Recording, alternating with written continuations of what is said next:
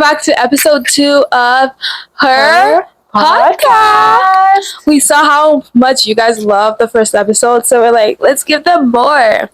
So today's topic is going to be on Christianity and spirituality. So basically, there's going to be different parts to this, and this is going to be part 1. Yeah, it is. So, we're going to start off with like 3 different bullet points. So the first one is faith in a modern world, like how young adults are redefining their relationship with religion. Second bullet point, Christianity versus secularism, how to balance your faith with social pressures. And number 3, spiritual self-care, like the practices that connect spirituality with your mental well-being. Okay, we're going to go with the first one, which is faith in the modern world, how young adults are redefining relationship with religion. Right. The first question we're going to be answering and having a conversation is how do you think the way young adults practice Christianity differs from older generation? So how do you think the way young adults practice Christianity differs from older generations? Okay. I think obviously older generations are more used to a different way and a different environment. Like there's so many ways like the world has evolved in general, and like older generations, they're used to something different. So this is a whole new world, whole new traditions, whole new everything. Like we're learning about new things. Like science has evolved, and so it's definitely different. Like the way older generations and how the young adults. Yeah. For me, I think because for the older generations, I feel like Christianity was more strict, more Catholicism, more like you can do this, you cannot do this. It was more like very strict, and you have to follow that pathway. If you go astray for just one little minute, like it's considered a sin, right? While in this generation, I feel like we've evolved and become more like open-minded, right? And it's less pressure on us to like be very strict and very straight with everything religious. Like obviously, like everyone was religious. Our parents, like they had when they were kids, they had to be on it. Like they would go to church every day, every Sunday, read every they at their young ages they read the entire Bible. They could quote it. They could do all that. But with us, we have our time. Yeah. We can kind of like build our relationship with God on our own. Without getting pushed and stuff like that. So it's like, especially with me, it's so different from my mom and my aunts and everything. I got to build my relationship with God on my own. Like my mom pushed me towards the right direction, but I had to build it myself, you know? Right. So it's kind of like we're more free in a way. Yeah, very much so, yeah. I feel like I also relate to that because I'm also like a little bit part of the older generation in the sense that like I'm almost 21 now. So like growing up, we had a very Christian family, like everything was about God and stuff. So I did grow up in the pathway of God, but growing up like in this generation, it's more like I have my freedom, right? So I can decide how close I want to get with God, whether I want to get closer to God, you know? And I feel like having that freedom just opens your eyes more as to how real God is and how like amazing the whole thing is. Yeah, I totally like stand by what you just said, because like I feel like the way it was done back then, you were more led towards Christ in fear, because everything was so strict. Like instead of like reading your Bible because like you wanted to, you're reading the Bible because you have to. You were forced to, yeah. So like I feel like it's just better for us because we have that chance and we have that decision on our own. and it's like, why not take advantage of it, you know? Right. So it's like, oh, Yeah, we can it's do kind of this. nice that we kind of have that. So you guys out there, all my Christian kids, all my people, like, take that time to realize the kind of advantage you have. Like, your parents did not have that kind of advantage. Take your time and build your relationship with Christ. Like, it's a long journey, but it's a beautiful journey. Beautiful journey. Very beautiful. For number 2, do you feel that technology and social media play a role in shaping modern faith? If so, how? I feel like it's a yes and it's also a no in a way, because technology. I feel like it's completely a yes. Like, I feel like, okay, the question is, do you feel that technology and social media plays a role in shaping modern faith? If so, how? Okay, in general, social media gives us access to a bunch of, so variety of things. So variety of like opinions, variety of like point of views. So that's what like that I think that's what like industrialization is help build this kind of like evolution we built, you know, with like Christianity and like giving us our time to be able to develop our own, and like, I don't know how to say this, like, Yeah, I get that.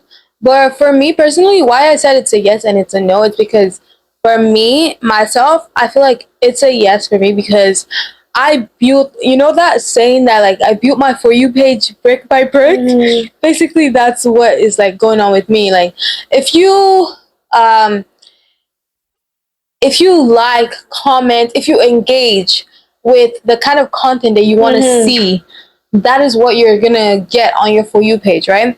But if you're engaging with content that go against what you believe in, exactly, then you're gonna see more of that. So for me, I feel why I said no is because of like the other kids that are out there. Like, there are videos, when I tell you there are videos on the internet that would draw you completely away from God, there's a bunch of them. Thousands of videos. There are things that people are doing in this generation that you see that and be like, is there really a God? No. That's why I said no. But at the same time, for me, it's a yes. Like, I've grown so close to God through social media and technology, and the things that you read online, the things that you see, you watch, they can either draw you very much closer to God, or they can pull you far away from Him. Exactly, and that's why I say like it's completely a yes. Because at the end of the day, whether it's negativity, It's your choice. negativity or positivity, positively. Positivity. No, like positively, like Positively. positively. Whether it's negatively or positively affecting your relationship with God, social media affects it anyways. Yeah. Negatively or positively. Yeah. Right? Yeah. Exactly. So like it's gonna, like, in different ways, it's gonna change like your point, like your relationship with God. And I will say this though, recently I've seen a lot of content creators, influencers, people on social media that before, if you saw them like 3 years ago, you would not know that they will have a very strong relationship with God. But now you're scrolling on your For You page, you're scrolling on TikTok, you're scrolling on Instagram, and you see influencers do their baptism. They're like, getting closer to God. Like, it's beautiful. It's really beautiful to see. Next question.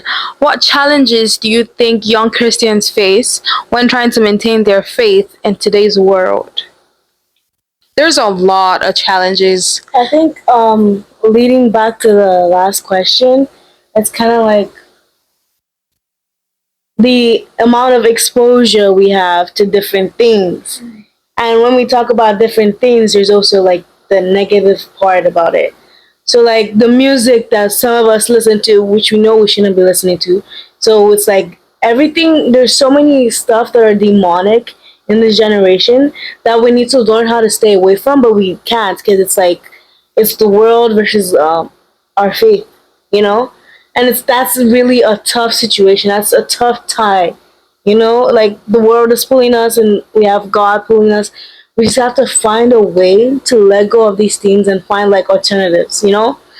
So yeah, I think it's just like the kind of exposure we have, like social media, like the people we make friends with, you know, like it's just so many. We have so many exposure to different things through like technology and online stuff. So it's kind of like, what do we do with that kind of exposure?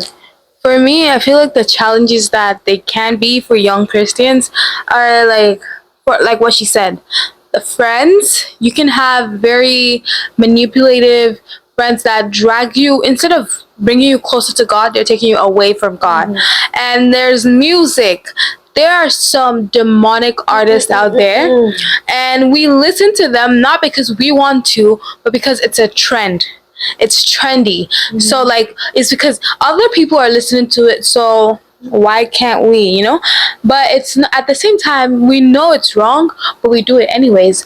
And then there's like social media too. Like I said earlier, like social media is one of the things that could draw us further from Christ as young Christians. We're all guilty of this. No one's an exception. Like we all have ways that we draw away from Christ, and where we have our own difficulties to connect with our faith. So we just, I don't know, we just gotta find ways to get closer to Him, and you know, be motivated to stay on business. Yeah. Emphasis on music, secular music, because we know, and I'm a party to this. She's a party to this. We all listen to secular music, which we're trying to stop, because like, if you guys need a playlist of gospel, R&B, gospel singers, we got you, babes. So let's just put it in the description. We got you, babes. We got you, because we're trying so hard not to listen to secular music anymore. Like, it's a thing now for us to try to get as far away as possible from secular music as we can, because the artists out there, y'all, there's some artists that you can be like, oh my god, they're not so bad, but they are bad. Like the lyrics, the music, sound, everything about the song is just wrong. Like sometimes as a Christian, while you're listening to some music and you're listening to some artist, take some time and pause and think to yourself, like, what am I listening to right now? Right. Because sometimes I know I'm party of this too. Like sometimes we don't listen to the lyrics, right? So we're just vibing to the beat. We're just like vibing to the rhythm of the song, but we're not listening to what the artist is saying. Moving on to the second bullet point, which is Christianity versus secularism, balancing faith with societal pressures. How do you navigate societal pressures or trends that contradict Christian values? I think an example of that could be like, you know, friendships. We all get that feeling of FOMO as Christians. Like, oh, your friends are going to a party tonight while you need to be focusing on something else. But you feel FOMO, so you want to like actually go to a party with them, or they're influencing you to do something you don't want to do, or it doesn't align with your faith. So I think, or maybe like peer pressure. That's a big thing. That's a big thing. You have friends who do things that you don't want to do, but you feel the need to, because they're your friends and they're around you, they're the people around you. But I personally feel like if you're constantly attracting people who don't do things that align with your faith, it's because you're not doing what you're supposed to, you know. It's because you're if you have a strong belief in something and you have a strong faith, like if your friends are going out partying and you decide to stay home and do like some studying, do your Bible study, stay home, they're gonna realize that you have that strong faith you believe in. And if they can't like blend into that, they're gonna go. They're gonna go, and they're gonna go on their own little ways. But you're gonna be on your own, and then that's when you're gonna start attracting people who are right for you. People are gonna start seeing you as you are, a child of God, and then you're gonna attract other child of gods, or other people who have like the same beliefs and the same faith as you do. So it's like, and it's the same thing as like social media. If you continue to attract like on your for you page, if you continue to see stuff that you don't want to be seeing, it's because you're not doing the things that you need to be doing. You know, you're not like engaging with the right content that you should be doing. You're not liking the right posts. You're liking posts that you shouldn't be liking. You know, so that's how you attract bad stuff on your for you page, and that's why, you know. Yeah, I agree with that. But at the same time, when we're talking about social media, just like social media is all about algorithm, right? So you build your own for you page. What you what you engage with is what you're gonna get. Mm-hmm. That's what you're gonna keep getting. If you like a video one time that's about dancing, you're gonna keep seeing dancing videos. If you like a video that's about someone preaching, you're gonna keep seeing preaching videos. If you see a poem video, you're gonna keep seeing poetry on your For You page. So just like that, if you keep on engaging with Christian videos, like maybe funny Christian videos, maybe preaching, maybe praying, or like a group of friends that they're going for a picnic, a Bible study picnic, you're gonna keep seeing that. So you're gonna build your For You page or what you want to see. As long as you have so much faith and belief in what you want, that is what you're gonna see. That's what you're gonna attract. Like, there's this saying, you attract what you are, right? So if you're